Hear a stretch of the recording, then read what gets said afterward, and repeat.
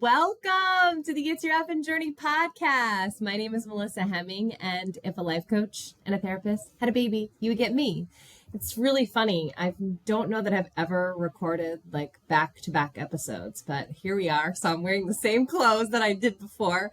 Feels really weird to me, but you guys don't know the difference. I don't even know why I told you, but because this is me, I just verbal diarrhea everywhere, all over the place, all the time. But that's why you're here, right? That's why you love me. I can't keep anything in, guys. I gotta express it all the time. Well, I am excited, and I'm gonna actually sing the song because I think I forgot to sing that in the last week's episode. So, what time is it? Podcast time. It's a celebration. What time is it? Podcast time. And here we are with another solo episode from yours truly. Simply because I feel like October, it was October 1st, and I looked at the calendar and I was like, oh my gosh, October's long and big, and I don't have a lot of plans, and it's going to be great, and I'm going away to my first Disney wine and dine at the end of the month, but I have so much time to do all the things that I want to do. And then I feel like I looked at my calendar yesterday and I was like, October is gone and gone and gone, and I'm sad. And it's only the 16th, but for some reason, I don't know, maybe because I love October so much. I love fall activities. I love, the foliage, and I just want to enjoy it all. So, and part of me does hate going away in October because it's so fucking beautiful here. I mean, I'm really not sad to be going to Florida because I'm way colder than I ever want to be right now. But still, sad to leave the trees. But speaking of wine and dine, I am doing my very first Disney challenge. And literally the challenge is like right before Tokyo Marathon training starts. So it's sort of the kickoff to Tokyo Marathon training. And it's also the rebirth of my fundraising efforts because I've taken some time off from talking about fundraising because literally people are like, do you ever fucking stop asking for money? And the answer is no. I have a business online and I fundraise online. So it feels like a whole lot. But I am a big girl and an adult, and I understand that people are going to give money where they want to give money. And if they don't want to give it to my fundraising or they don't want to give it to my business, then that's fine. That's your choice. But for those who do want to celebrate Tokyo Marathon training kicking off and who want to cheer me on while I do one of the scariest things that I've ever done, which is not running a marathon, but it's traveling across the world to run a marathon in a very terrible political climate of the world. And it's really scary. I'm literally terrified to be doing this. So I'm going to need a lot of encouragement in a way that you guys have probably never even heard me ask before, because marathons are not a big deal to me anymore. Yes, they're a big deal. Like I respect them and I will work towards my goals of crossing that finish line. But the actual mileage doesn't scare me, but the actual traveling to another country that's so fucking far away without my babies for longer than I've ever left my babies for scares the fucking shit out of me, which also means that I have to do it because I'm so scared. But I'm going to need some support. So I'm calling on my crew, my It's Your Effing Journey crew to carry me through this. And give your girl, who doesn't typically ask for a lot of, well, maybe I do. I don't know. I am sort of an attention whore. I was laughing because at the Hartford Marathon Expo, there was, they have like pictures of all their recent races, and there's me smiling, and I'm like, oh, I went over to see it. I'm like, oh, it's me. And she's like, the cameras love you. And I'm like, because I love the cameras. So anyway, so thank you guys. I know you guys are going to rock the support and all of that. So I appreciate you. But, back to the fucking wine and dine. So wine and dine is my first Disney challenge. And I'm doing a 10K and then a half marathon the next day. So I'm sure that I've piggybacked races like that before. But this is the first time I'm doing it at Disney. It's 2 early wake ups. And I'm going to kick off my fundraising. So if you want to sponsor me for my 10K and my half, I'm going to put those, they're up on my social media. And I'm going to put the fundraising link is always in my bio. My fundraising goes to MSUK. And, you know, if you are not familiar, my dear friend Brooke is living with MS, and I see firsthand how, you know, she doesn't have a lot of the physical symptoms that some people get, thank goodness, because of how, you know, early it was detected and the age at which it was and how far medications have come. But I do see her, you know, I was at the Goshen Fair with her, you know, in early September. And, you know, she has to fight sometimes to get her medication, the medication that keeps her from developing further lesions in her brain. And there's just things that people with MS face that the normal person doesn't face. And so I want her life to be easier and everyone's life with MS to be better and easier and a cure to be found, so that people don't have to suffer. So all of the fundraising goes to MSUK, and obviously supports my marathon journey and my raising awareness for MS, and hopefully for Brookie to get a cure and not have to fight for her medication anymore, because I was big mad that day. I was like, you know, she's got a great husband who advocates for her too, but I was like, put me on the phone with those fuckers. You should get your medication immediately. You shouldn't have to fucking spend your weekend fighting for medication. It's bullshit. But actually, this is a great lead in. I want to talk about my journey with medication today. This is something that came up for me recently that was it's sort of vulnerable. I think everything I fucking say is vulnerable, but that's why I say it. And I want to share it. So I was growing up, I was really painfully shy, very quiet. And I just never performed in school. My report cards, my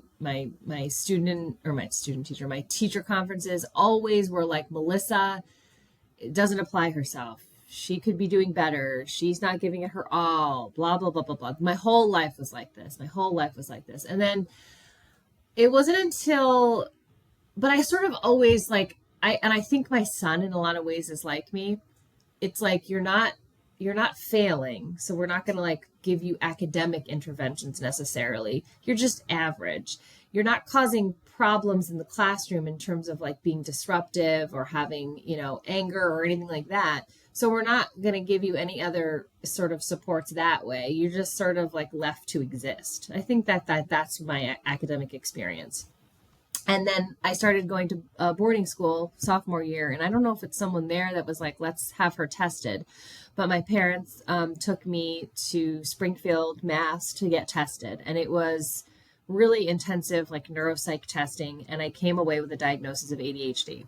This was the end of my sophomore year.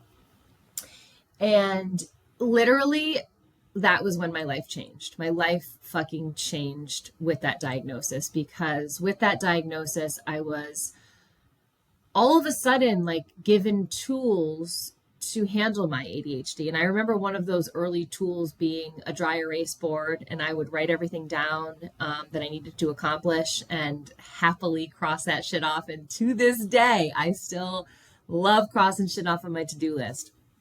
There's nothing that feels better to me. Even if I forget to have something written down, I'll often write it just so I can cross it off, because it feels fucking good to do what you say you're going to do. And I also was put on medication. I was put on Ritalin. And so literally, if you look at my academics from kindergarten to sophomore year, just maybe like C's, like very average student. Junior year, with some fucking Ritalin and with some tools, I earned the Junior Academic Growth Award. I earned the Most Improved Rider Award. I rode horses at the time. I just began excelling. I was accepted as an RA senior year. I stepped into this version of myself that I didn't even know that I could be, and it felt amazing. And I was able, like, more doors were open for me for college, because, like, you know, a C college, or, you know, college is looking at a C student who has shitty SAT scores. And, you know, I did do extracurriculars and sports and things like that. But, just judging from my academics, I wasn't going to get into college. But having that successful junior year really opened a lot of doors for me for college. So I ended up going to St. Lawrence University in Canton, New York, and didn't make great decisions and decided to sell my Ritalin instead of use it. And I ended up, failing out of college my freshman year, ended up back home and finished my bachelor's degree at University of Hartford. But the reason I share that is because this journey with medication and medication for my ADHD has been quite a journey. And I share it because obviously as a therapist, I see a lot of people who have lots of big feelings about medication. And I get it because I have had my own. There is a piece of me that even though I know I have ADHD and I really do well with medication, I don't want to rely on it. I don't want to need it. I don't want to take it. And, when clients come to me and say, or we have a conversation, let's say they come to me and they have, let's say anxiety. And I give them some tools, we do some sessions, but they're really having a hard time doing the tools behind the scenes, but they're still really suffering. We may have a conversation about medication. I am by no means a medication pusher in any way, and I respect any direction that any of my clients want to go in terms of medication. But sometimes if you are struggling to do the things behind the scenes, those self-care tools like journaling and gratitude and, personal development reading and exercise and walking and meditation, all these things that can help. If you're having trouble even doing those things, medication may need to be that boost that gets you to the place where you can put all of that into motion. And what I think is really interesting, and my life, and I've talked about this on social media before, I've made posts about it. I think for some period of my time, I really did enjoy Adderall, not only because I benefited from it mentally, but also because it kept my weight at a certain level. And, a woman dealing with, body image and all of these things, it's hard to sort of dismiss the impact of that. And so for a long time, I was like, I don't want to be on medication, or let me take that back. I only want to be on medication if in fact it's helping my ADHD. And that's something that's taken me a while to determine. And there's been many times in my adult life, I have gone off my medication for one reason or another. Usually because why do I need to rely on medication? I am totally capable.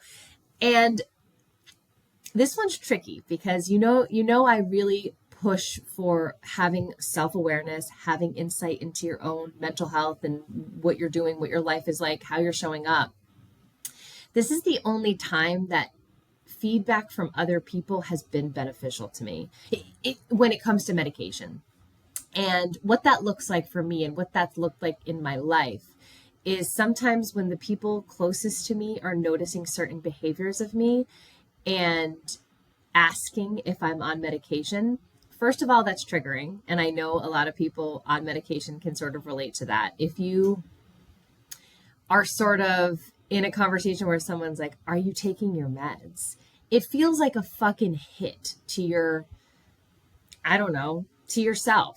Like, I can't function without my medication, or I'm not as good without my medication. Like, what is it about the medication? And you want to almost villainize the medication. Like, fuck that medication. I can be my best without it. And it's such a mind fuck because there have been so many times that, especially it's my parents mostly, not that I don't, what's the right way to say this? Like, I do really value the opinion of my parents to a certain extent. And I do know that they do know me and they know my behaviors and they've known me for 45 years.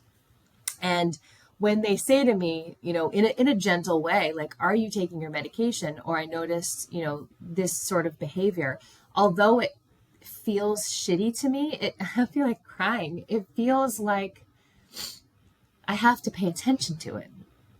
Right? Because if other people are noticing behaviors that I'm having, I have to be able to sit back and say, okay, if this person is noticing me being forgetful, or they're noticing me spacing out, or they're noticing me not functioning to my highest, what is this all about? Is this real, or is this me being stubborn to the fact that my medication actually does help me? And I don't really know why I'm getting so emotional, but this past weekend, I had a conversation with some friend that was a really big wake-up call for me. So as of recently, I was on medication. I was on 5 milligrams of Adderall. I've been on 5 milligrams of Adderall for years, and I've been okay with that. I don't take it super consistently. I might take one pill in the morning before work. If you're familiar with Adderall at all, 5 milligrams is basically nothing. So I sort of was like, okay, it helps me, but it's also maybe a placebo effect, because do I really need this medication as much as I think I do, because it's such a small dose? Fast forward, I got a medical marijuana card in July, I believe. No, June. It was in June. And I got my medical marijuana card just so I could save money on marijuana and the sales tax and all of that. What I didn't anticipate happening was my primary care provider wanting to stop prescribing my Adderall because I got the medical marijuana card. So I went to go refill my Adderall in August, only to find out that they were not prescribing it to me anymore because they found out I had the card. So I fought with them for a little while, and then ultimately gave up, and then decided to find a substitute in the dispensary. Sativa helps with focus, so I decided to just try a sativa pill that would help me focus and hopefully replace my Adderall, because I was not prepared to give up my Adderall for marijuana. Like, the marijuana is like to chill and relax and sleep, and zone out. And the Adderall obviously is for focus. But I think what's so cool is that marijuana, there are so many ways that it helps. And so I found a pill to help me, and I've been using that for a while. But the conversation that rattled me this weekend was, I was with my friends, Melissa and Jason, and Jason was telling a story, and they were saying this is a very lighthearted, like, these are my good friends, and, you know, I know they have my best interest in mind, and as I do for them. And that's why I wanted to share this, because I think sometimes we can have these moments and we can get insulted, or we can take it personally, or we can say, okay, what's behind this? And because of the experiences that I've had with my own view on medication, and also the conversations I've had with my parents in the past, or other people who have brought up certain behaviors or limitations even, I know to be curious and not get upset. But this was upsetting to me because Jason was telling a story that he was telling me a story, and I totally wasn't there. I wasn't present. I was zoned out, and ultimately walked away from the conversation. And they were saying this like he was saying this like in a joking way, as I said, like as a friend. Like, I don't want this to be taken like I was upset that he was telling me this. I love information like this, because then I can say, whoa. And for me in that moment, I said, whoa. I have now been without Adderall for almost 2 months, and zoning out of conversations and walking away and not knowing that my friends are talking to me and I'm not present is not how I want to show up in the world. It's not how I want to show up as a friend. It's not how I want to show up as a mom, therapist, coach, you name it. I do not want, that to me was like, okay.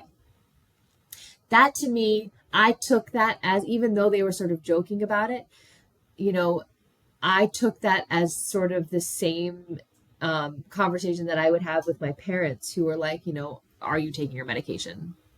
And that to me, I mean, I already have a appointment with a new primary care physician it's in fucking March, of course, talk about this and see if there's a bridge that we can gap with, you know, marijuana and Adderall, or maybe not at all. But I think it was a wake up call for me to say, okay, maybe what I'm using isn't enough, right? Maybe the sativa isn't enough to keep my focus. And also just to think about how I am showing up. And there's also a fine line to this too, because you don't want to get to a point where all you're doing is focusing on how you're showing up. Like, and I know my friends accept me for who I am. I know, you know, they sort of look at this as, you know, this is sort of quirky Melissa. And to some extent, I love to be quirky Melissa, but I like to be present quirky Melissa. And I like to be caring quirky Melissa. And I want to know and believe that I can hold a conversation no matter what is going on. So I wanted to share that because I know a lot of people have, I know a lot of people have a lot of thoughts about medication, and they have a lot of thoughts about themselves on medication. And I get it. I guess the whole point of this episode is to let you know that I get it. I get it. It's not cut and dry, and it can be really tricky to figure out how you fit into this and where medication fits into your life. But I also want you to pay attention. And I guess this is a different kind of conversation, because this is one that you may need that outside opinion outside opinion that you trust, you know. And I think if it was anyone but Melissa and Jason, I may have taken it a little bit less seriously. But I know for me, hearing it from Jason, he's someone that I would want to hear talk, right? He's a friend of mine. So to walk off on a conversation with a friend is just not something that I want to do. And so I think, you know, medication doesn't have to be forever. I do say that to clients a lot. I think in my case, it may have to be forever if I want to function at a certain level, being the kind of person that I want to be. And, you know, and that's tricky right now. I guess that it's tricky right now in terms of, and honestly, my primary care provider, before she stopped prescribing it to me, was a pain in the ass about it too. You really do. And I know a lot of people have prescriptions from their primary care providers, and I don't recommend that, because I recommend you seeing a psychiatrist who is specialized in mental health meds and mental health, so that they can put you on exactly what you need to be put on. Primary care physicians sometimes only have knowledge in one medication. It might be because that fucking drug rep came in that day, and the rest is history. They just keep prescribing that one medication. So, you know, I don't know. This is an ongoing, obviously developing storyline with me, but I wanted to share it, and I thought it was important because medication can help you. Medication is there to help you, and it may not be the be all end all. Sometimes clients that I work with will go on the medication so that they can start those self-care activities or consistency with them. And then therapy and the self-care can pick up where the medication sort of brought them up here. But if you're someone who needs medication all the time, it doesn't make you less you, or less worthy, or less important, or less valued. You are still you, even if you need that medication. And that's what I wanted to share is, you know, don't let the benefits of the medication outweigh the other things. And I know it's easier said than done, because I battle with it myself, and I have in the past. But I think at this point, I'm able to see it for what it is. I'm able to see it as is it a crutch? No, it's a tool. It's just another tool. And it helps me to sort of harness some of these thoughts and behaviors, and it helps me to show up in a way that makes me feel proud. Because when I heard that, I was like, ugh, it doesn't feel good to me. It just doesn't feel good to me. It's almost like, if you're like showing up drunk somewhere, right? Like you feel like, oh my God, like, did I say that? Did I do that? And you get that sort of like anxiety. I sort of felt like that day. And I don't want to be like that. I want to be my best me. And I think Adderall may have a big part in that. So we're gonna explore that some more. So I hope this helped you today. If it did, send it to a friend or take a screenshot and share it your Instagram stories. I appreciate you so much. The fundraising link is going to be in the bio, or in the show notes rather. And thank you guys so much for being here. Mwah!